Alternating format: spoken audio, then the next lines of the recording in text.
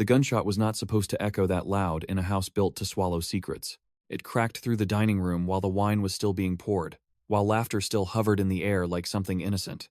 And for a split second no one moved because denial is always faster than fear. Elena's glass slipped from her fingers and shattered across the marble floor as she stared at the spreading stain on Daniel's white shirt, a red bloom unfurling just beneath his collarbone, as if someone had painted him with accusation. Daniel looked down at himself with confusion instead of pain, then lifted his eyes toward Marcus at the other end of the table. And what passed between them was not surprise but recognition. "Call an ambulance," Elena whispered. Though she did not reach for her phone, her voice trembled, but her eyes were locked on Marcus, who was still standing with his arm half lowered, the pistol hanging in his grip like a decision he had rehearsed too many times. Marcus did not look at Daniel first. He looked at Elena, as if checking whether she finally understood something he had been trying to say without words. Daniel swayed, his hand pressing against his chest. And the silence that followed felt deliberate, heavy with all the conversations that had led to this. "You said he wouldn't push you," Marcus said quietly, his jaw tight, as if this were a continuation of an argument rather than an act of violence. Elena felt the room tilt because she had said those words hours earlier in the kitchen, when Marcus had been pacing and muttering about betrayal and loyalty, and how protection sometimes required ugliness. She had thought he was dramatizing, that he wanted reassurance, not permission. Daniel coughed, and blood flecked the corner of his mouth as he leaned against the table, eyes never leaving Marcus. "You shot me in my own house," Daniel said, almost conversationally, and that tone was worse than anger. It implied inevitability, like this had always been the direction they were headed. Elena rushed forward then, catching Daniel as his knees buckled, her hands trembling as she tried to apply pressure to the wound. She could feel the heat of his blood soaking into her palms, and it felt intimate in a way that terrified her. Marcus finally stepped closer, not in panic but in calculation. "It wasn't supposed to go this far," he muttered, though the steadiness of his breathing contradicted him. Elena looked up at him with something between disbelief and dawning horror, because she realized he was not shocked by the shot. He was shocked by how she was looking at him. Outside, a car alarm began to wail, triggered by the noise, and the world beyond the house continued unaware that 3 lives had just shifted into something unrecognizable. "Give me the gun," Elena demanded, her voice cracking as she held Daniel upright. Marcus hesitated, and that hesitation stretched like a confession. Daniel's fingers gripped her wrist weakly. "Don't let him touch you," he murmured, and the softness of it cut deeper than the wound. Elena's mind raced through the last year of the business partnership, the late-night arguments, Marcus insisting Daniel was exploiting her trust, Daniel warning that Marcus had become unstable since the lawsuit collapsed. The lawsuit, the debt, the whispers about embezzlement that had never been proven. Marcus finally placed the gun on the table with deliberate care, as if performing compliance, and took a step back.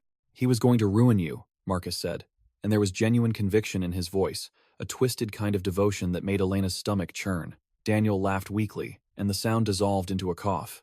"She always was the better investment," Daniel said, his eyes sliding to Elena's face. "You just didn't like that she chose me." The accusation hung in the air like smoke. Elena felt something crack inside her, because both men were speaking as if she were an asset, a battleground, not a person kneeling on the floor with blood on her hands. Sirens wailed in the distance now, growing louder. Marcus ran a hand through his hair, and for the first time uncertainty flickered across his face. "I told you to leave him," he said to Elena, and his voice softened in a way that felt almost pleading. "I told you what he was planning." Elena remembered the documents Marcus had shown her, the spreadsheets with numbers that did not align, the email draft Daniel had claimed was taken out of context. She had chosen to believe Daniel because belief is easier than dismantling a life you built around someone. Daniel's grip tightened briefly, and he leaned closer to her ear. "He forged those," he whispered, breath shallow. "He needs you desperate so you won't see him." The sirens were right outside now, red and blue lights flashing through the windows, slicing the room into fragments of color. Elena felt trapped between 2 narratives, both demanding loyalty, both stained with blood. The paramedics burst in, voices sharp and efficient, pushing Marcus aside as they lowered Daniel onto a stretcher. Questions flew. What happened? Who fired? Where is the weapon? Elena answered automatically, her voice hollow as she pointed to the table. Marcus did not resist when the police followed, his wrists turning obediently as they cuffed him. He did not look at the officers, he looked at Elena. "I did this for you," he said, and the simplicity of it was devastating. Elena opened her mouth to respond, but nothing came out because any answer would align her with one of them. Daniel was wheeled out, pale and conscious, his eyes still tracking Marcus as if this were a chess match paused mid-move. At the hospital, the fluorescent lights felt cruel. Elena sat alone in a plastic chair outside the operating room, while a detective asked careful questions about financial disputes and recent threats. She spoke in fragments, aware that every detail could shift blame in irreversible ways. When the detective asked whether Marcus had a history of violence, Elena hesitated too long, and that pause felt like betrayal. "People don't just snap," the detective said gently. "There's usually a pattern." Elena thought about the late-night calls, Marcus's insistence that Daniel was siphoning funds from their joint account, the way Daniel had laughed off the accusations and kissed her forehead as if soothing a child. She thought about how she had grown accustomed to being the mediator between them, smoothing egos, managing tensions, convincing herself that control equaled stability. Daniel survived the surgery. The bullet had missed his heart by centimeters, a cruel mercy that guaranteed continuation rather than closure. When she was finally allowed to see him, he looked smaller in the hospital bed, tubes and monitors framing him like a fragile exhibit. He reached for her hand immediately. "Did he say anything?" Daniel asked, voice hoarse. Elena nodded, unsure which part to repeat. Daniel watched her carefully, as if gauging allegiance. "You know he's obsessed," he said, and there was no anger in it, only certainty. "He couldn't stand that we built something without him." "We built it with him," Elena replied automatically, because that had once been true. The company had started as a trio, three ambitious friends convinced that trust was stronger than contracts. Daniel's eyes hardened slightly. "He was dead weight," Daniel said. "You saw the numbers." Elena had seen numbers, yes, but numbers can be arranged like stories. She remembered Marcus's shaking hands when he showed her the discrepancies, the way he had said, "He's moving money through shell accounts." She had accused him of paranoia. The detective returned later with an update. Marcus was claiming self-defense. He insisted Daniel had threatened him, that the gun belonged to Daniel. Elena felt the ground shift again because the gun had indeed been Daniel's, purchased after a break-in months ago. She had forgotten that detail until now. "Did Daniel threaten him tonight?" the detective asked. Elena replayed the dinner in her mind, the sharp comments about equity, the tension over a potential buyout. Daniel's remark that Marcus should be grateful for any settlement at all. Words can wound, but they do not justify bullets. Still, she had seen Daniel lean across the table, his tone cutting, his patience thin. "I don't know," she admitted.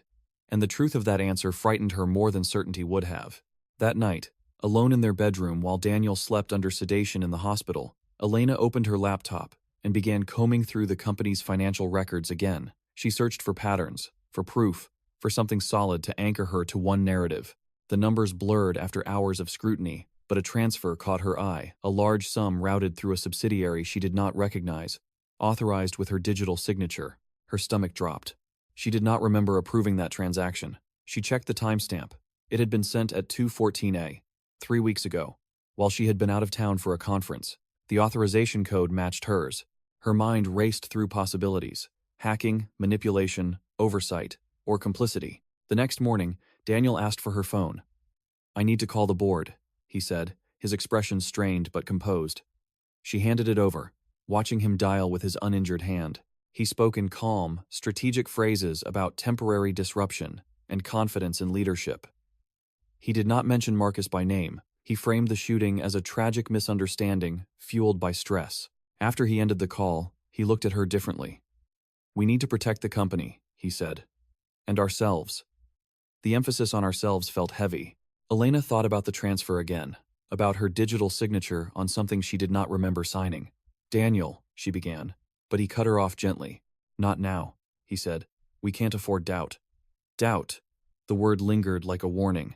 Later that day, she received a call from Marcus's lawyer, requesting to meet. She almost refused, but curiosity and something darker pushed her to agree. In the sterile conference room at the detention center, Marcus looked exhausted but alert. He leaned forward as soon as she entered. "You checked the accounts, didn't you?" he asked without greeting. Her silence confirmed it. "He's been moving money for months," Marcus said, "and he used your credentials so you'd go down with him if it surfaced." Elena felt anger flare, but she forced herself to stay controlled. "You shot him," she said, as if that fact outweighed any spreadsheet. Marcus nodded once. "I panicked," he admitted. "He said he'd make it look like I was the one stealing. He said you'd believe him." His voice cracked slightly at that last part, and she hated that it still affected her. "You could have walked away," she said. Marcus shook his head slowly. "He would have destroyed you first," he replied. You don't see how he isolates you. He makes you doubt your own memory. The accusation hit too close to the transfer she did not recall authorizing. When she left the facility, Elena felt no clearer than before. Both men claimed to be protecting her. Both had made choices that cornered her into consequences she had not chosen. That night, Daniel asked about the meeting. "Did he try to manipulate you again?" Daniel asked, his tone light but eyes sharp. Elena hesitated, and that pause did not go unnoticed. Daniel sighed. "You always want to save people," he said, "even when they're dangerous." He reached for her hand, his grip firm despite the bandages. "I need to know you're with me." The need in his voice felt genuine, and that made it harder. She remembered the early days, when Marcus had been the dreamer, Daniel the strategist, and she the bridge between them. Somewhere along the line, alliances had shifted into ownership. "I'm here," she said finally, though the words felt incomplete. Days later, an auditor contacted her directly. The board had initiated an independent review. The transfer she had discovered was only one of several anomalies, all tied to her credentials. Panic surged through her, because intention mattered less than evidence. Daniel assured her it would be resolved internally, that the board trusted him. "They don't want scandal," he said. "They want stability." "And what if stability requires a scapegoat?" she asked quietly. Daniel's expression tightened for a fraction of a second before smoothing out. "You think I'd let that happen to you?" he asked. The question sounded sincere, but she realized it was not an answer. Marcus's trial date was set quickly, the prosecution eager to frame the shooting as premeditated. Elena was subpoenaed to testify. She spent nights rehearsing her memory of the dinner, trying to isolate facts from interpretation. Did Daniel threaten Marcus? Did Marcus believe he was in danger? Did she ever explicitly tell Marcus that Daniel intended to cut him out? On the stand, under oath, she felt stripped of nuance. The prosecutor asked whether Marcus had ever expressed hostility toward Daniel. Yes, he had. The defense asked whether Daniel had raised his voice that night. Yes, he had. Each answer seemed to tilt the scales unpredictably. When asked whether she believed Marcus acted out of fear, she hesitated again, and that hesitation echoed through the courtroom. After her testimony, Marcus avoided her gaze as he was led away. Daniel squeezed her shoulder reassuringly. "You did the right thing," he said. She wondered which right thing he meant. That evening, as rain battered the windows of their home, Elena confronted Daniel about the transfers. She laid out printed statements on the table, each highlighted in fluorescent ink. "Explain this," she demanded, her voice steadier than she felt. Daniel studied the papers with calculated calm. "It's restructuring," he said. "Temporary allocations to secure a merger." She pointed to her digital signature. "I was in Chicago," she said. "I didn't authorize this." Daniel exhaled slowly. "We share access," he reminded her. "It was faster this way." "You used my credentials," she said, and the weight of that realization pressed down on her chest. Daniel's gaze hardened. "For the company," he replied. "For us." The justification felt eerily similar to Marcus's words after the shooting. "Do you realize what this looks like?" she asked. Daniel leaned forward, his voice lowering. "It looks like we survive," he said, "or we fall together." The implications settled between them like a threat wrapped in partnership. She saw then that there were no clean exits left. If she exposed Daniel, she implicated herself. If she protected him, she risked becoming the architect of her own ruin. If she sided with Marcus, she validated a bullet. The house still bore faint stains from the shooting, despite professional cleaning, and sometimes she caught herself staring at the floor where Daniel had fallen, wondering whether that moment had been the point of no return or merely the beginning. Daniel reached across the table and took her hand again. "Trust me," he said softly, and she realized trust had become the most dangerous currency in the room. She did not pull her hand away, but she did not tighten her grip either, and in that fragile stillness she understood that neutrality was no longer possible. Daniel watched her face the way a negotiator studies market shifts, searching for weakness, for confirmation, for allegiance. "You're thinking too much," he added, a faint smile touching his lips, as if overthinking were her only flaw. She wondered when concern had started to feel like containment. "I'm thinking exactly enough," she replied, and her voice surprised her with its steadiness. Daniel's jaw tightened, but he leaned back, folding his arms as if granting her space, while subtly claiming dominance over it. "Marcus wants you uncertain," he said. "If he fractures us, he wins." The language of war unsettled her because it implied she was territory, not a participant. She stood and walked toward the window, staring at the rain streaking down the glass, each drop distorting the city lights into something unrecognizable. What if the fracture was already there? She asked quietly. Daniel rose as well, slower, controlled. "You're tired," he said. This is trauma talking. The word trauma sounded clinical, strategic, something to pathologize her doubt. She turned back to him. Did you ever consider telling me before using my credentials? She asked. Daniel's expression flickered, irritation, then patience. There wasn't time, he replied. The board was circling. If they sensed hesitation, they would have moved against us. Us again. Always us, when it required sacrifice. And what happens when the audit traces it back to me? She pressed. Daniel stepped closer, his voice lowering. It won't, he said. I've handled it. The confidence was almost convincing, but she noticed he did not explain how. That night, she lay awake beside him, listening to his breathing. Every exhale sounded rehearsed, measured. She replayed the dinner in her mind again, the tension in Daniel's shoulders, Marcus's clenched fists, her own attempt at humor to diffuse the argument. She remembered Daniel saying, "If you can't handle the pressure, maybe you should cash out." She had seen the humiliation flash across Marcus's face, and she had looked away. In the morning, she drove to the office alone. The building loomed over the street like a monument to ambition. Employees avoided her gaze in the elevator, whispering behind polite smiles. News of the shooting had spread, packaged into speculation and quiet judgments. She walked into her office and closed the door, locking it for the first time since the company's inception. Her assistant knocked gently an hour later. "The auditors are here," she said. Elena nodded and forced herself into composure. In the conference room, 3 strangers with neutral expressions and neatly organized files waited. They asked precise questions about access protocols, internal approvals, oversight structures. Elena answered carefully, aware that every sentence could either shield or incriminate. "Were you aware of these transfers at the time they occurred?" one auditor asked, sliding a document toward her. She stared at her digital signature again, identical to her own, undeniable. "No," she said, and the simplicity of the truth felt insufficient. The auditor's pen moved across paper with quiet efficiency. After the meeting, a board member requested a private conversation. Thomas had always been cordial, supportive in public. Now his tone was different, measured, concerned. "We need stability," he said, echoing Daniel's word. "The market is sensitive to scandal." She felt anger rise because stability seemed to require her silence. "Are you implying I'm the scandal?" she asked. Thomas sighed. "I'm implying perception matters," he replied. "If this appears as internal fraud, investors will panic." She recognized the subtext. Someone would need to absorb the impact. When she returned home, Daniel was already there, standing in the kitchen as if he had anticipated her frustration. "They talked to you," he said, not as a question. She nodded. "They're nervous," she admitted. Daniel poured 2 glasses of water, handing one to her as if offering peace. "Nervous people make rash decisions," he said. "We can't let them control the narrative." She set the glass down untouched. "What narrative?" she asked. Daniel met her gaze without flinching. "That Marcus destabilized us," he replied. "That this was personal retaliation." She felt the subtle shift his framing placed Marcus as the sole threat, minimizing financial concerns. "And the transfers?" she pressed. Daniel's eyes darkened. "Administrative noise," he said. "Temporary optics." She almost laughed at the euphemism. "Optics don't carry prison sentences," she said quietly. Silence stretched between them. Then Daniel stepped closer, his tone softening.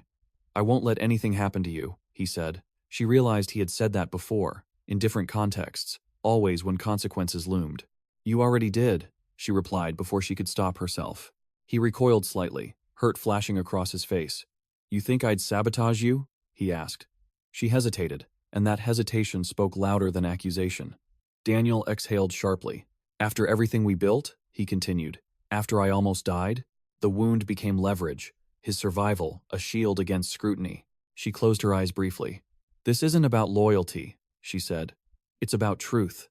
Daniel's expression hardened again. "Truth is expensive," he said, "and we're already paying for Marcus's mistake." The trial progressed slowly. Media coverage intensified, painting Marcus as volatile, Daniel as a victim, Elena as the silent axis between them. Headlines speculated about corporate rivalry and romantic entanglements. She avoided reading them, but fragments reached her anyway. One evening, her phone buzzed with an unknown number. She almost ignored it, but something compelled her to answer. "You need to see something," Marcus's voice said, low and urgent. Her pulse quickened. "You're not supposed to call me," she replied. He exhaled shakily. "It's not about me," he insisted. "It's about the merger." She hesitated. "What merger?" she asked. Silence crackled through the line. The one Daniel's negotiating, Marcus said. He's planning to sell controlling interest. After the audit blames you. The accusation landed like a blow. You're lying, she said automatically, though doubt flared. Check the board minutes, Marcus urged. He's been positioning this for months. The call cut off abruptly, leaving her with the echo of his warning. That night, she accessed internal communications through a secure portal Daniel rarely used at home. She searched board meeting summaries and found references to strategic realignment and external acquisition interest. Her stomach twisted. She had been present at those meetings, but the language had been vague, framed as exploratory. She confronted Daniel the next morning. Are you selling? She asked without preamble. He paused, assessing her tone. It's an option, he admitted, for long-term growth. She stared at him. With me under investigation? She asked. His expression cooled. The investigation is procedural, he said. If we secure a buyer, they'll absorb liabilities. The implication was clear. Liabilities could include her. So I become expendable? She asked. You're not expendable, he said quickly. You're emotional right now. The dismissal stung more than anger would have. Answer the question, she insisted. Daniel's voice lowered. If the board demands accountability to protect the sale, someone will have to step down, he said. But it won't be permanent. She felt the floor shift beneath her. You mean me, she said. He did not deny it. It's optics, he repeated, and the word now felt like a blade. She drove aimlessly afterward, the city blurring past her. Every choice ahead seemed to detonate something else. If she exposed the merger plan, the company's value could collapse. If she stayed silent, she risked becoming the scapegoat. If she testified more aggressively in Marcus's favor, she could undermine Daniel's credibility, but at the cost of validating violence. Days later, the auditors returned with preliminary findings. There's evidence of shared access, one explained, but the authorization trail points primarily to your credentials. She felt numb as they spoke.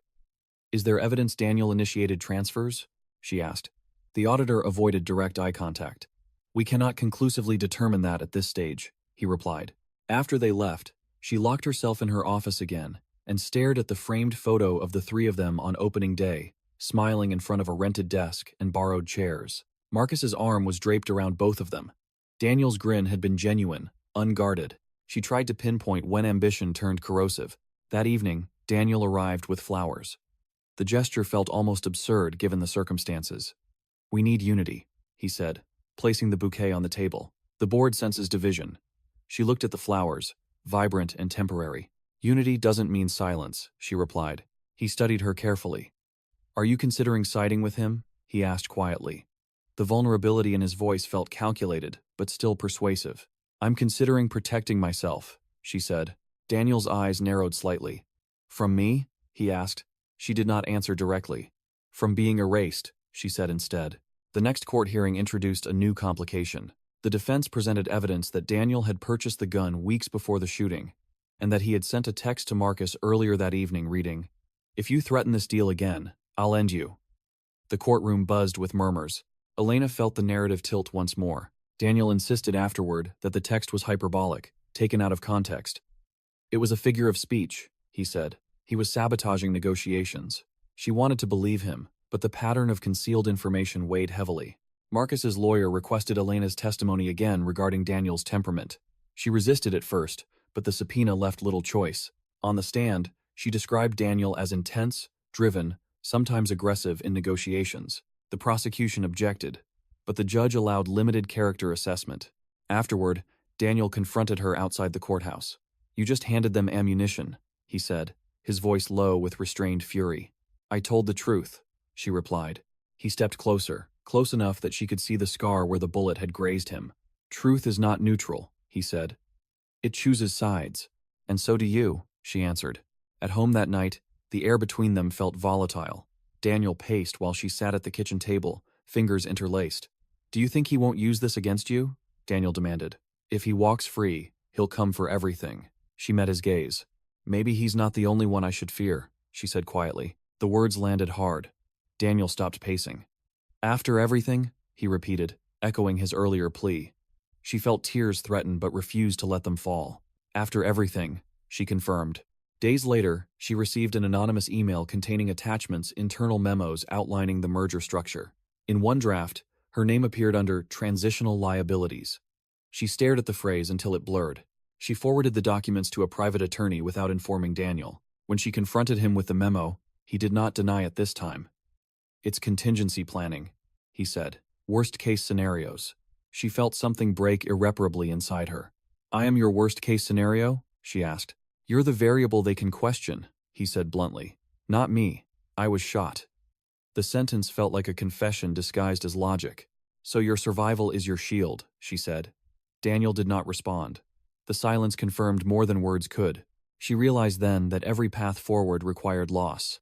If she exposed the memo publicly, the merger could collapse, dragging down employees and investors. If she remained silent, she would be positioned as the architect of financial misconduct. If she shifted blame to Daniel, she would validate Marcus's narrative and risk acquittal for attempted murder. One night, she visited Marcus again. The detention center felt colder than before. "He's planning to sell," she said without greeting. Marcus nodded slowly. "I told you," he replied. "You shot him," she reminded him again, because she needed to anchor reality. Marcus leaned forward. "Because he threatened to destroy you," he said. "He told me he'd make you carry it." She studied his face, searching for manipulation. "If I testify differently," she said slowly, "if I admit he intimidated you, the charges could reduce." Marcus's eyes widened slightly. "Why would you do that?" he asked. She hesitated. "Because he's positioning me as collateral," she said. Saying it aloud made it more real. Marcus swallowed. "And if I walk?" he asked quietly. She met his gaze. "Then I inherit a different kind of threat," she replied. The guard signaled time was nearly up. Marcus's voice softened. "I never wanted this," he said. She almost laughed at the irony. "You pulled the trigger," she replied. When she left, she felt the weight of impending decision pressing against her ribs. The trial was nearing conclusion. The board demanded clarity. The merger deadline approached. Daniel watched her more closely now, as if sensing defection. At dinner one evening, he set down his fork and said, "If you undermine me, we both fall." She looked at him steadily. "Maybe falling is better than being buried alive," she replied. He stared at her, something unreadable in his eyes. "You think he'll protect you?" he asked. She shook her head. "I don't think anyone will," she said. The final week of the trial arrived with suffocating tension. The defense prepared to argue that Marcus acted under credible threat. The prosecution insisted premeditation. Elena was called to testify one last time. As she approached the stand, she felt the eyes of both men on her, Daniel's sharp and expectant, Marcus's searching and uncertain. She took the oath again, aware that this testimony could fracture everything irreversibly. The defense asked, "Did Mr. Daniel ever imply that he would implicate you in financial misconduct if Mr. Marcus did not cooperate?" The courtroom stilled. Daniel's gaze locked onto hers, warning and pleading intertwined. She inhaled slowly. "He said," she began, her voice steady but fragile, "that if the board demanded accountability, someone would have to step down." A murmur rippled through the room. "Did you interpret that as a threat?" the lawyer pressed. She hesitated, feeling the full weight of consequence.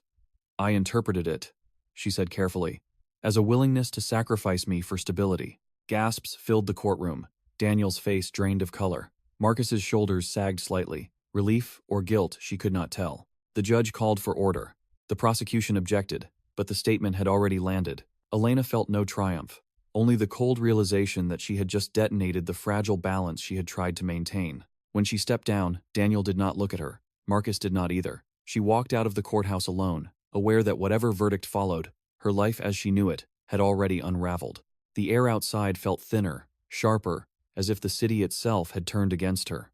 Reporters shouted her name, questions overlapping in chaotic bursts about betrayal, corporate fraud, and whether she feared retaliation. She did not answer. She kept walking, each step feeling like a withdrawal from a reality she no longer controlled. Her phone vibrated in her hand before she reached her car. It was Daniel. She let it ring twice before answering. His voice was controlled, but there was strain underneath it, like a wire pulled too tight. "You blindsided me," he said. "I told the truth," she replied, her voice low. "You told your version," he corrected immediately. "You gave them interpretation, not fact." The distinction irritated her because it implied her perception was flawed by design. "My perception is what I live with," she said. "You don't get to edit that." Silence stretched on the line. Then he exhaled. "You think this protects you?" he asked quietly. "You think the board won't react to this?" She did not answer because she did not know. The line went dead. By the time she reached home, She already had 3 missed calls from board members. An emergency meeting had been scheduled for the following morning. The subject line in the email read, "Leadership, Stability Review." The phrasing felt surgical. She barely slept. Each time she closed her eyes, she saw the courtroom again. The flicker of shock on Daniel's face, the almost imperceptible shift in Marcus's posture. She wondered whether she had just ensured Marcus's partial exoneration or simply redistributed blame in a way that would haunt her longer. The boardroom the next morning felt colder than usual. Thomas avoided direct eye contact this time. The others spoke in measured tones about market confidence and public perception. No one referenced her testimony directly at first, but it hovered unspoken over every sentence. "We need decisive action," one member said finally. "Investors are rattled." Another added, "If there's internal conflict at the executive level, it undermines negotiations." "And what action are you proposing?" she asked, already anticipating the answer. Thomas cleared his throat. "Temporary suspension pending full audit resolution," he said, "to demonstrate accountability." "For me," she stated flatly. "For optics," he replied, repeating the word Daniel had used so often. She almost smiled at the predictability of it. "And Daniel?" she asked. "He remains a victim in the criminal case," Thomas said carefully. Removing him now would send the wrong message. She felt the imbalance settle like a physical weight. "So I absorbed the fallout," she said. No one contradicted her. After the meeting, Daniel waited outside her office. "I didn't push for this," he said quickly. She studied his face, searching for sincerity. "You didn't have to," she replied. He stepped closer, lowering his voice. "If you resign voluntarily, it looks cleaner," he said. "We can frame it as personal leave." The suggestion felt like a final layer of control. "I'm not resigning," she said. "Then they'll force it," he replied, frustration breaking through his composure. "And it'll look worse." "Worse for who?" she asked. "For us," he snapped. "There is no us in that room," she answered quietly. The verdict in Marcus's trial came 2 days later. Attempted manslaughter instead of attempted murder. Reduced sentence with possibility of parole in several years. The defense's argument of credible threat had resonated just enough to fracture the prosecution's narrative. Elena watched Marcus as the sentence was read. He did not look triumphant. He looked hollow. When their eyes met briefly, there was no gratitude there, only the shared understanding that consequences had merely shifted shape. Outside the courthouse, Daniel's lawyer spun the result as partial vindication, emphasizing that the court had acknowledged provocation. Reporters speculated about the internal corporate dynamics that may have fueled the violence. The company's stock dipped. That evening, Daniel confronted her again. "You helped him," he said, his voice laced with accusation. "I helped the truth," she replied. "You weakened the case against the man who shot me," he continued.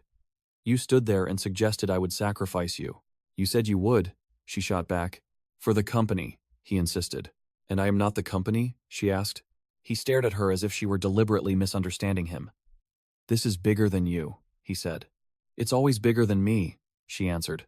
The board's decision became official the following week. She was suspended without pay pending the final audit report. A statement was released, framing it as a proactive measure to ensure transparency. Daniel remained CEO. She packed her office in silence, placing framed photos into a cardboard box. The image of the 3 of them on opening day lingered in her hands longer than the rest. She almost left it behind but decided against it. At home, the distance between her and Daniel expanded into something palpable. They spoke in functional sentences about logistics and schedules. The intimacy that once buffered conflict had evaporated. One night, she found him reviewing documents late in his study. "How far along is the merger?" she asked. He did not look up immediately. "Advanced," he said. "Without me," she observed. "It's temporary," he replied, still not meeting her gaze. "Is it?" she pressed. He finally looked at her. "You think I'm the villain," he said quietly. "I think you're pragmatic," she replied. "And I don't know if that leaves room for me." Weeks passed. The audit report was delayed repeatedly, each extension framed as thoroughness rather than complication. She suspected negotiation behind the scenes. Marcus wrote to her once from prison. The letter was brief, restrained. He thanked her for telling the truth, not for helping him. He warned her that Daniel would not tolerate instability for long. She did not respond. One afternoon, Thomas called unexpectedly. "We need to discuss a settlement," he said. She met him in a neutral office downtown. "The audit found shared responsibility," he explained, "but not enough to pursue criminal charges." Relief flickered, but he continued. "However, the reputational damage is significant." "And?" she prompted. "The merger partner requires leadership consolidation," he said. They prefer Daniel as sole executive authority. So I disappear, she concluded. You receive a severance package, he added quickly. And a non-disclosure agreement. She leaned back in her chair. If I refuse, the board may revisit the findings, he replied carefully. The implication was unmistakable. She left the meeting with a draft agreement in her bag. That night, she laid it out on the kitchen table while Daniel watched. It's the cleanest path, he said softly. For you, she replied. For us, he insisted. There is no us in this document, she said, tapping the page where her resignation would be formalized. There is you, and a payout. He rubbed his temples. You think I wanted this? He asked. I think you chose it, she answered. Silence stretched between them again, thicker this time. Finally, he said, if you sign, you're protected. From what? She asked. From public scrutiny, he replied. And from you? She said. His expression hardened. You're being unfair, he said. She almost laughed. Unfair, she repeated, as if tasting the word. Days later, she visited Marcus one last time before his transfer. They're forcing me out, she said. He nodded slowly. I figured, he replied. If I expose the memo, the merger collapses, she said. Employees lose jobs. Investors panic.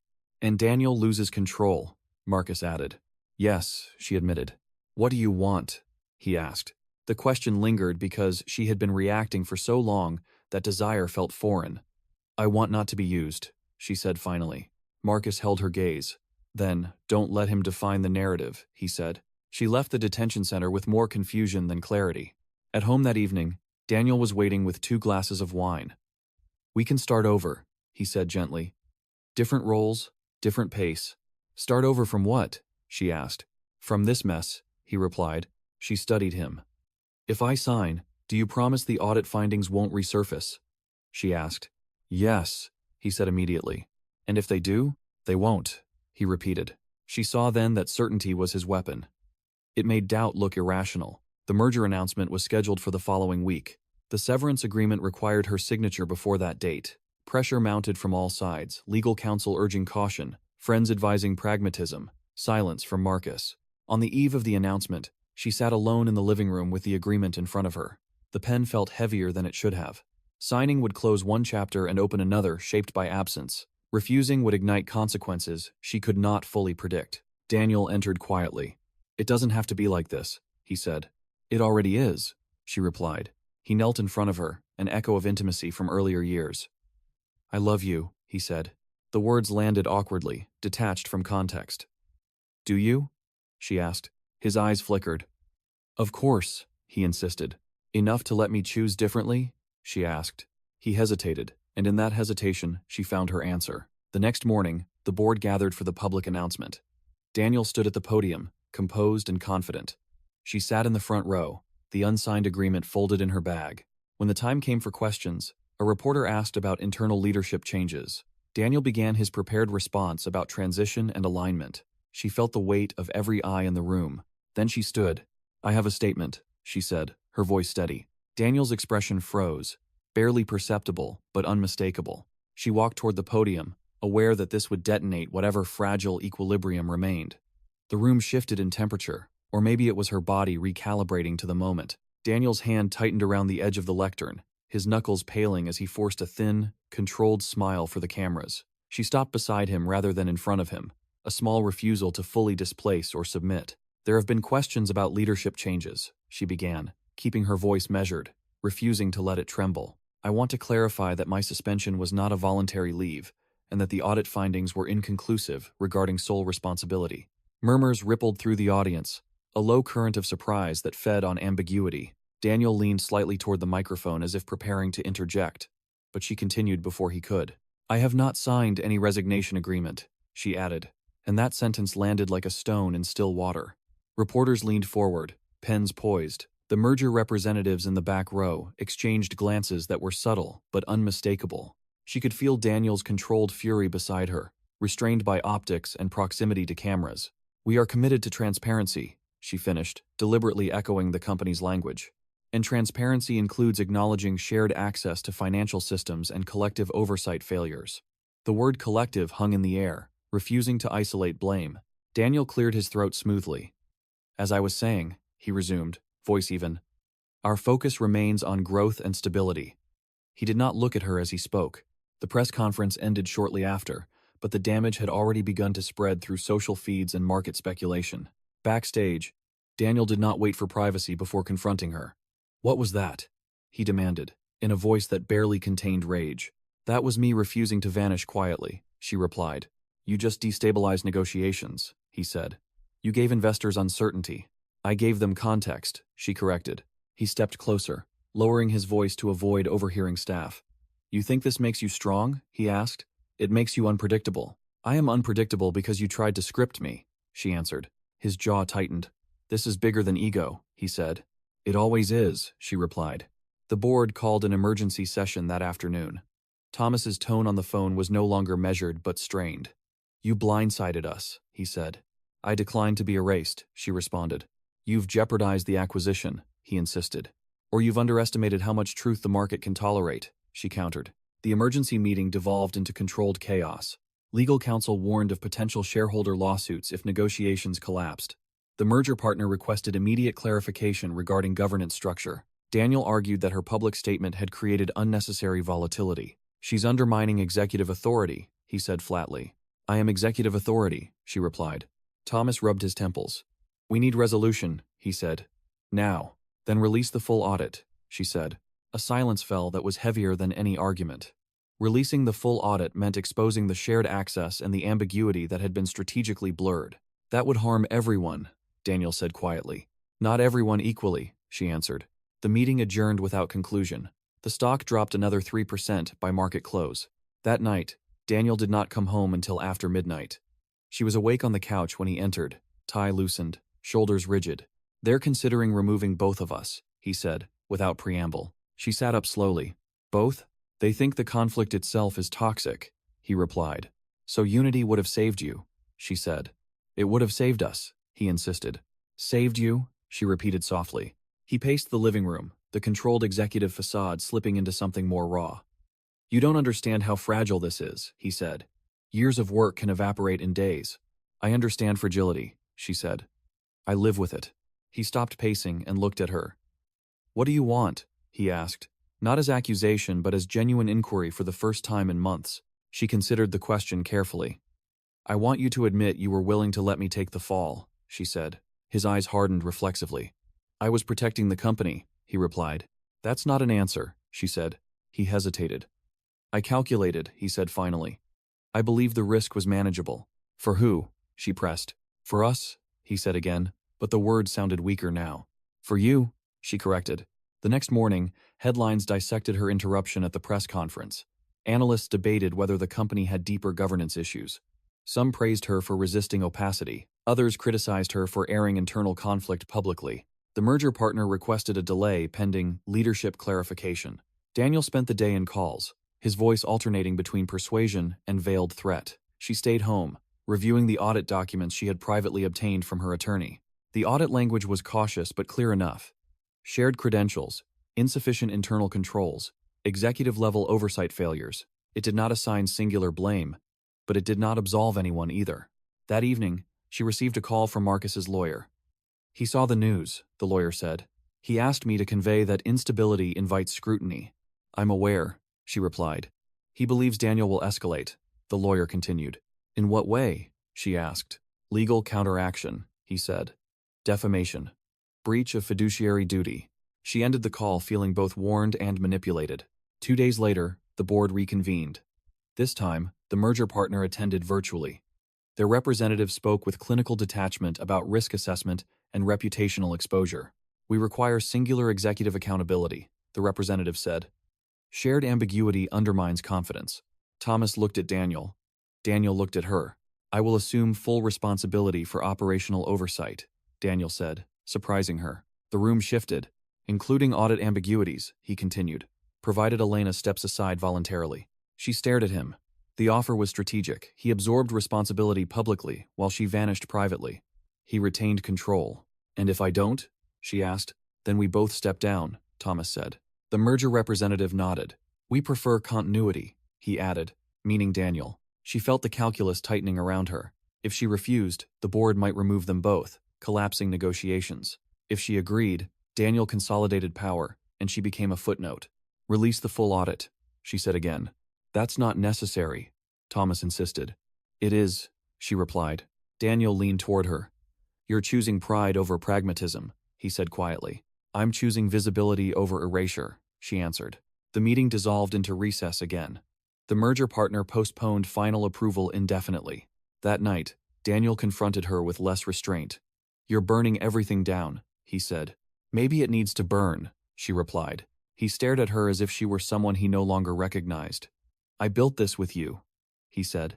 And then you decided I was expendable, she answered. Silence settled between them. But it was not the heavy silence of uncertainty anymore. It was the silence of two people acknowledging irreparable fracture. Days passed with mounting pressure. Investors demanded clarity. Employees whispered about layoffs. The board prepared contingency plans. Then the unexpected happened. An investigative journalist published a detailed piece about the company's internal conflict, citing anonymous sources and referencing the audit's shared responsibility findings. The article suggested that attempts had been made to isolate blame for reputational management. Daniel read the article at the kitchen table, his face unreadable. Did you leak it? He asked calmly. No, she said truthfully. He studied her for signs of deception. Then someone inside did, he muttered. The board panicked. Emergency statements were drafted.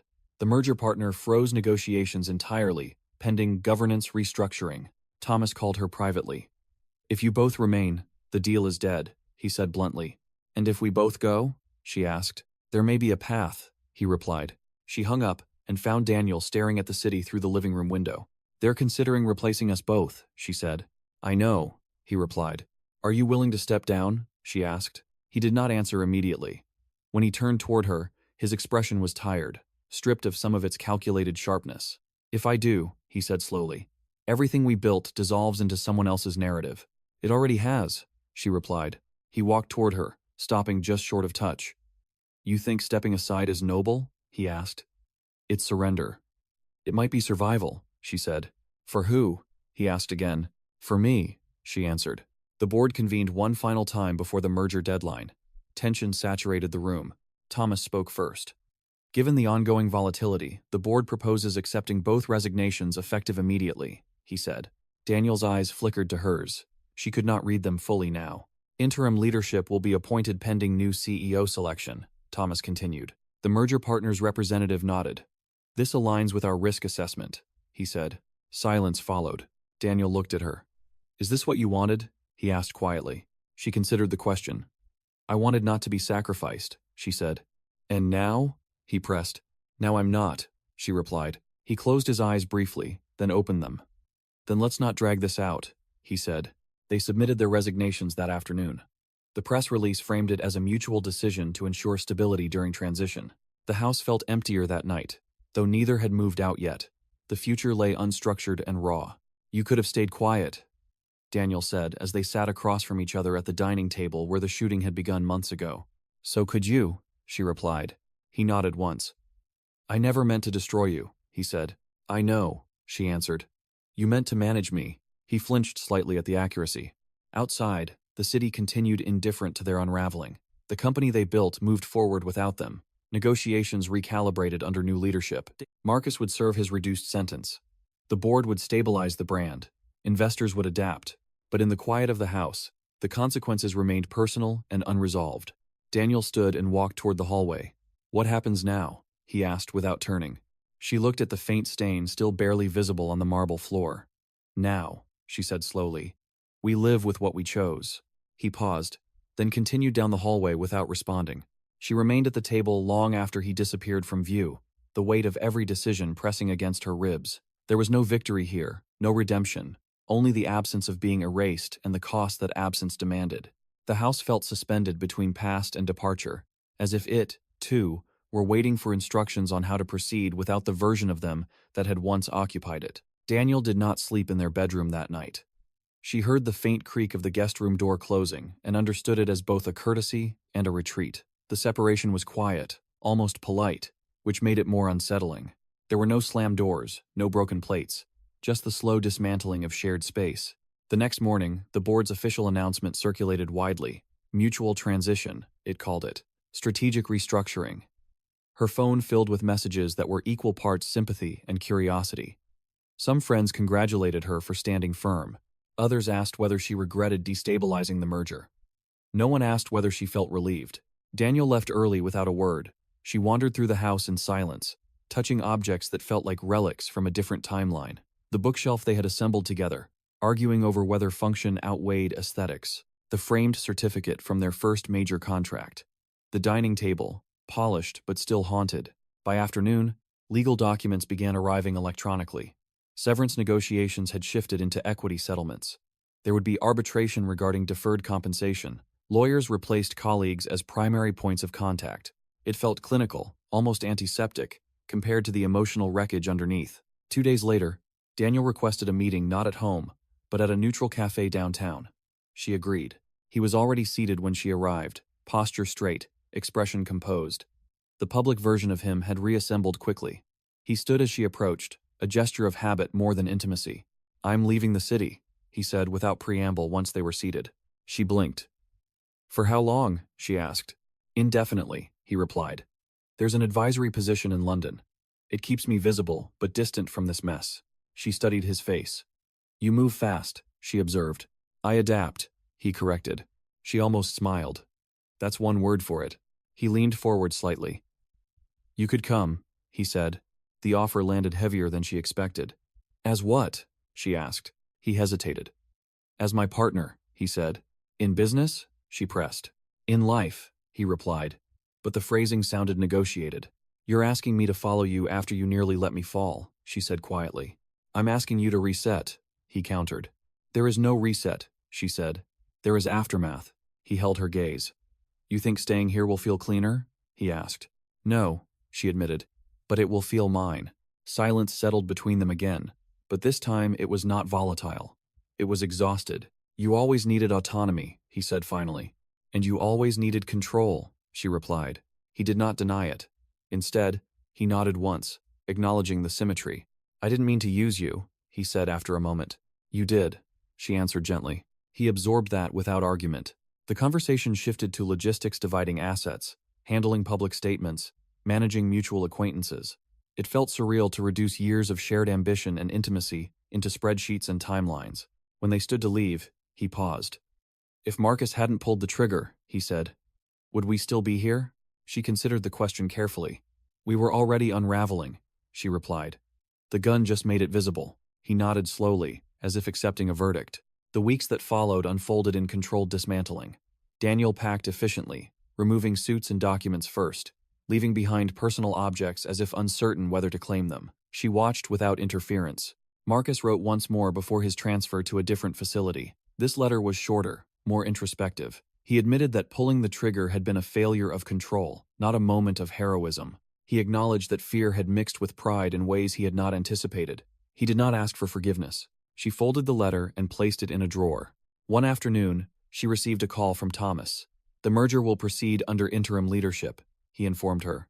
"Your public statement complicated matters, but the restructuring has stabilized projections." "Congratulations," she replied. "You could have handled it differently," he said, almost wistfully. "So could all of you," she answered. He sighed. "The board appreciates your cooperation in stepping down," he said. "I didn't step down for you," she replied. After the call, she realized something subtle had shifted. The company's survival no longer felt like her responsibility. The narrative would continue without her involvement. Daniel's departure date approached. On his last evening in the house, they sat once more at the dining table. "I'll transfer my share of the property to you," he said. "You don't have to," she replied. "I want to," he insisted. "It's cleaner." "Clean isn't always honest," she said. He looked around the room. "This house was always more yours than mine," he admitted. "That's not true," she said automatically, then paused. "Maybe it was." "Will you sell it?" he asked. "I don't know yet," she answered. He nodded. "I suppose that's the point," he said. Later that night, as he loaded the last suitcase into a waiting car, he turned toward her one final time. "You were right about one thing," he said. "Which thing?" she asked. "I was willing to sacrifice you," he admitted. "I told myself it was temporary, necessary." "And was it?" she asked. He held her gaze. "It felt justified," he said. "Until you refused." She did not respond. The car door closed, the engine started. He did not look back, as it pulled away. The silence afterward felt different from the silence before. It was not the pause before negotiation. It was the space after departure. Days turned into weeks. Without the constant hum of corporate crisis, the house felt too quiet. She considered selling it, but found herself reluctant to abandon the physical evidence of what had happened. The faint stain on the marble remained, a reminder that rupture had been real, not imagined. She met with her attorney to finalize settlements. Financially, she would be secure. Emotionally, there was no such guarantee. One afternoon, she visited the company building unannounced. Security hesitated before letting her into the lobby. The reception area looked unchanged, but the energy felt different, cautious, forward-looking. She did not go upstairs. Instead, she stood in the lobby and watched employees move through the space she had helped create. None recognized her immediately. She realized she was already becoming a former version of herself. Outside, she paused on the sidewalk. A reporter approached cautiously. "Do you regret how it ended?" the reporter asked. She considered the question. "I regret that it had to end," she said. "Not how." The reporter nodded, scribbling. Months later, news arrived that Marcus had been transferred to a facility closer to his family. She debated writing back, but ultimately decided against it. Their shared history felt too entangled with violence and justification. Daniel sent a single email from London. It was brief. He described the advisory role as structurally clean and mentioned that the market had stabilized. He did not ask how she was. She replied with 2 sentences. "I hope you find what you're looking for. I'm still defining mine." He did not respond. As autumn approached, she began consulting independently, advising startups on governance and ethical risk. It felt ironic, almost cruelly so, to lecture others on internal controls and transparency, yet the work grounded her. One evening, while reviewing documents for a client, she found herself thinking about the dinner again, the glass slipping from her fingers, the bloom of red on white fabric, the look in Marcus's eyes. Before and after the shot, she realized that moment had fractured more than a partnership. It had exposed the architecture of control beneath ambition. She no longer felt anger toward Daniel in the same acute way. The anger had diffused into understanding, though not forgiveness. He had chosen preservation over partnership. Marcus had chosen impulse over restraint. She had chosen visibility over safety. Each choice had carried consequence. On the anniversary of the shooting, she stood in the dining room alone. The faint stain was almost invisible now, worn down by time and cleaning, but she knew where to look. "You survived," she said softly to the empty room, though she was not sure whether she meant Daniel, herself, or the house. The phone rang unexpectedly. She hesitated before answering. It was Thomas. "There's an issue," he said. She closed her eyes briefly. "With what?" she asked. "With the merger," he replied. "The new leadership is under investigation for separate compliance violations." A hollow laugh escaped her before she could stop it. "You're calling me because?" she asked. "Because we need someone credible," he said. "Someone associated with transparency." She understood immediately. They wanted her back not as a co-founder, but as a stabilizing symbol. "I'm not interested," she said. "It would restore your position," he insisted. "My position is restored," she replied. "Public trust is not built on convenience," she interrupted. Silence crackled on the line. "Think about it," he said finally. She ended the call without promising anything. That night, she sat at the dining table again, staring at the space where blood had once pooled.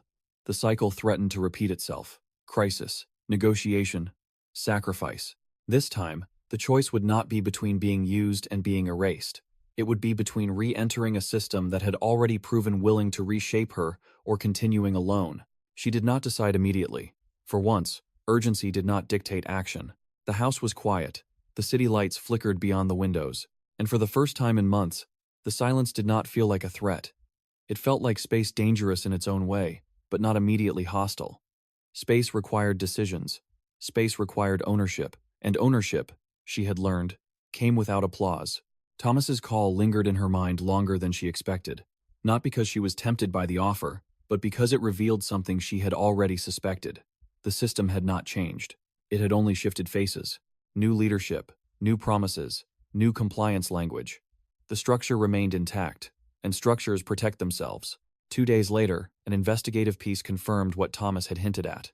The interim CEO was under scrutiny for aggressive accounting practices in a previous firm.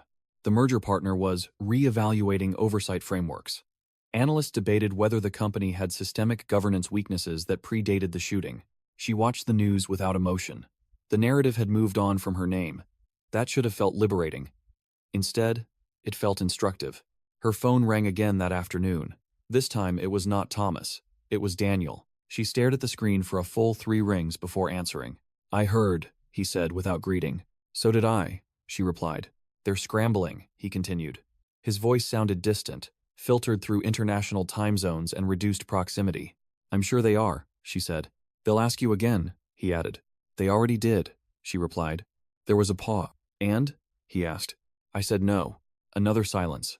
This one carried less tension than before, more calculation. "You're certain?" he asked. "No," she answered honestly. "But certainty is your specialty, not mine." He exhaled softly. "You could reclaim influence," he said.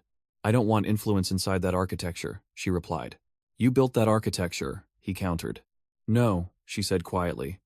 "I helped build what it pretended to be." He did not respond immediately. When he did, his tone shifted.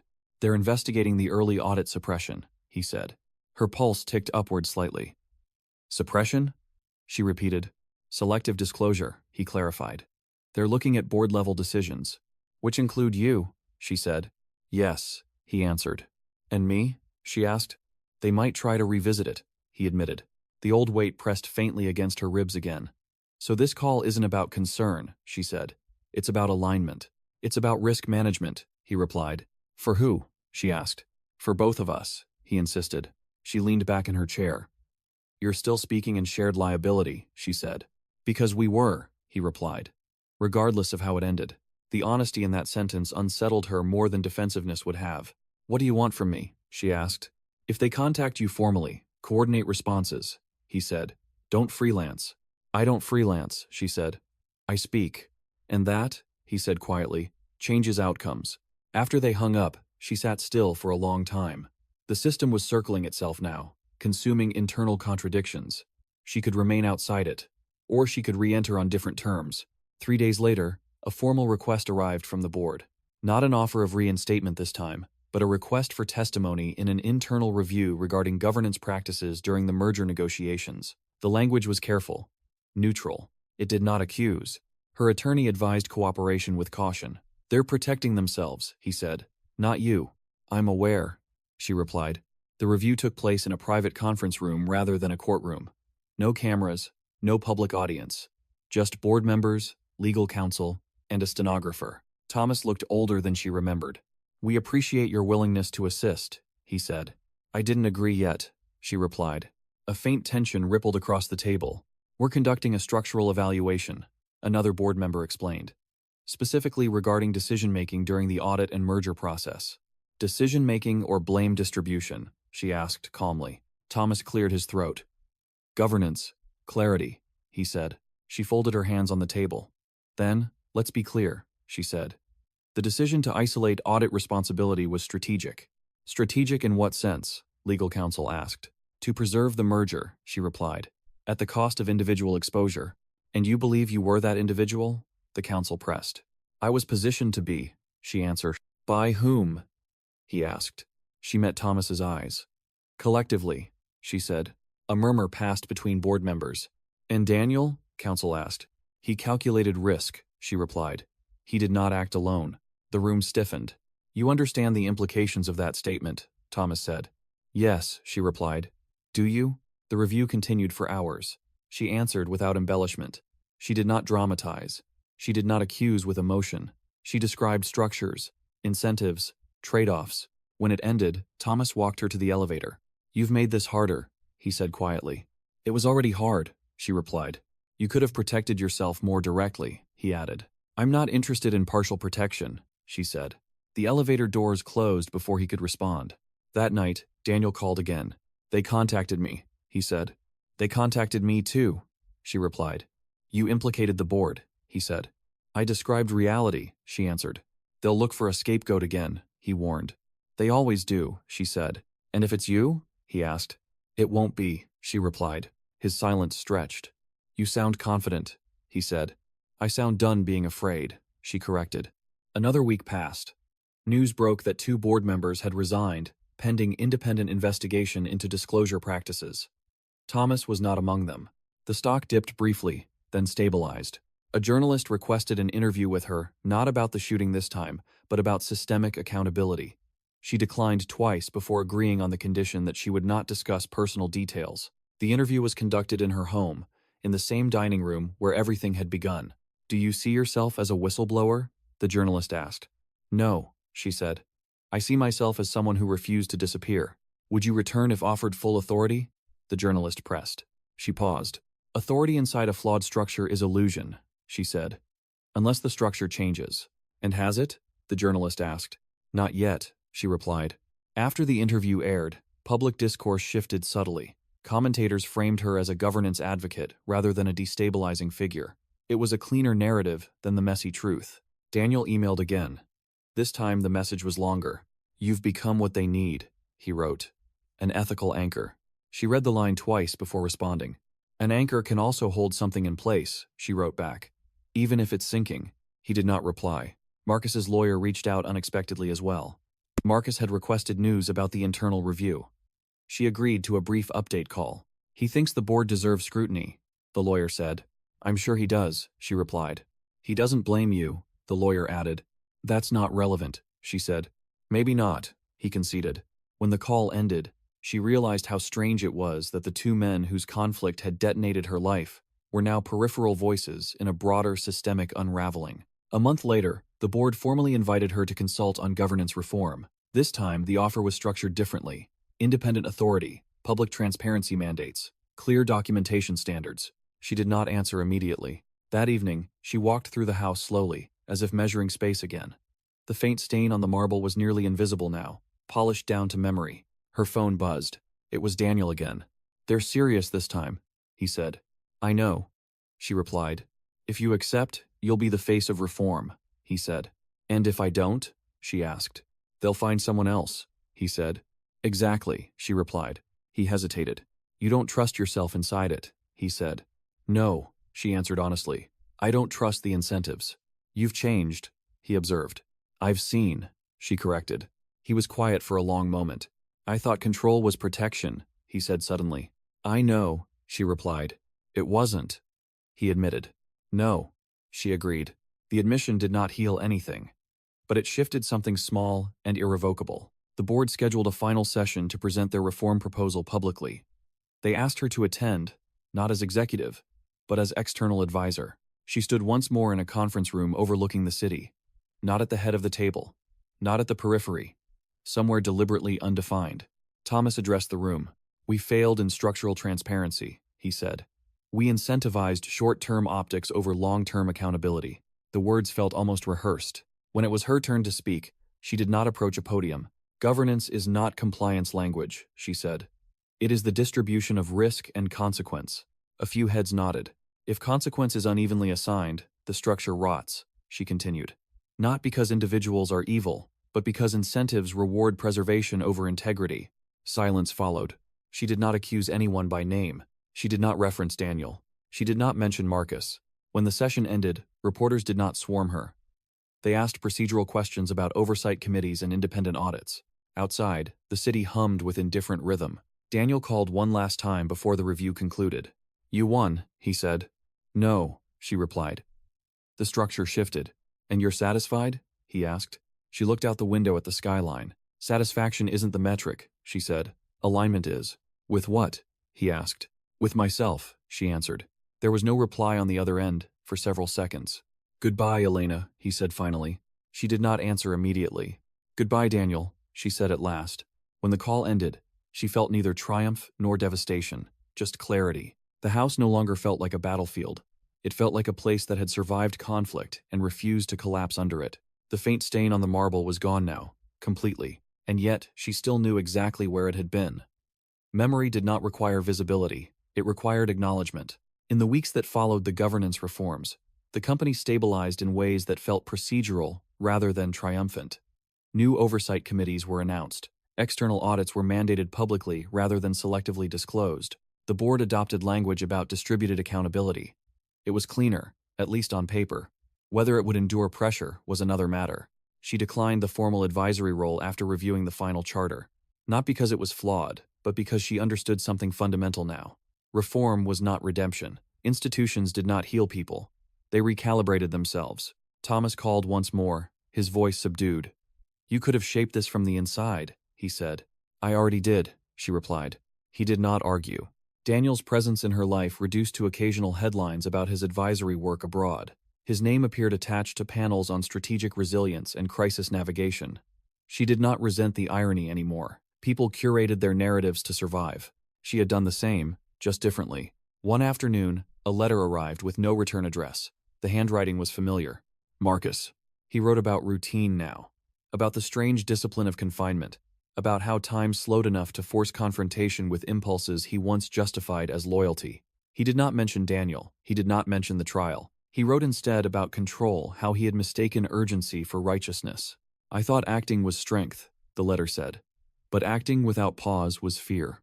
She read the line twice. He did not ask for absolution. He wrote that he was beginning to understand that protection without consent was another form of domination. He ended the letter simply, "I hope you are building something that doesn't require sacrifice." She folded it carefully and placed it beside the earlier one. That evening, she stood again in the dining room. The marble floor reflected light cleanly now. No stain, no shadow, only surface. She realized that what haunted her was not the violence itself, but the recognition that all three of them had participated in a structure that rewarded preemption over conversation. Marcus had preempted humiliation with a bullet. Daniel had preempted collapse with calculated isolation. She had preempted erasure with exposure. None of them had paused long enough before acting. The silence in the house was no longer oppressive. It was instructive. It did not demand reaction. It allowed reflection. She began teaching part-time at a university nearby, lecturing on governance ethics and risk culture. The first time she walked into a classroom, she felt an unfamiliar nervousness, not because of scrutiny, but because this audience did not know her history. She started with a question instead of a story. "What does accountability cost?" she asked. The students offered predictable answers at first: reputation, power, money. She listened, then added quietly, "Sometimes it costs relationship, sometimes it costs illusion." She did not mention Daniel. She did not mention Marcus, but she spoke about incentives, about how systems shape behavior long before individuals believe they are making independent choices. After class, a student approached her. "Do you think people can change?" he asked. She considered the question. "Yes," she said, "but not without losing something first." He nodded thoughtfully. Months later, she sold the house. Not out of avoidance, but out of completion. Before handing over the keys, she walked through each room, one final time. The dining room felt neutral now, not sacred, not cursed. At the threshold, she paused. The night of the shooting had felt like the end of something. In reality, it had been exposure, a rupture that forced hidden calculations into light. She stepped outside and closed the door. There was no audience, no cameras, no board members watching, just a quiet street and the steady rhythm of her own breath. The phone buzzed in her hand unexpectedly. A message from an unknown number. "I heard you're teaching," it read. That seems right. She recognized the phrasing before the name appeared. Daniel. She stared at the message for a long moment. Then she typed a response. "We all ended up where we needed to be." She did not wait for a reply. As she walked toward her car, she felt no urge to look back at the house. The stain was gone. The structure had shifted. The men who once defined the conflict were no longer the axis of her choices. There had been no clean resolution, no singular villain, no triumphant redemption, only consequence. And for the first time, consequence felt proportionate. She drove away without hesitation, not toward something dramatic or undefined, but toward a life that no longer required her to calculate whether she would be sacrificed to preserve it. The city absorbed her quietly, and the silence that followed was no longer fragile. It was hers.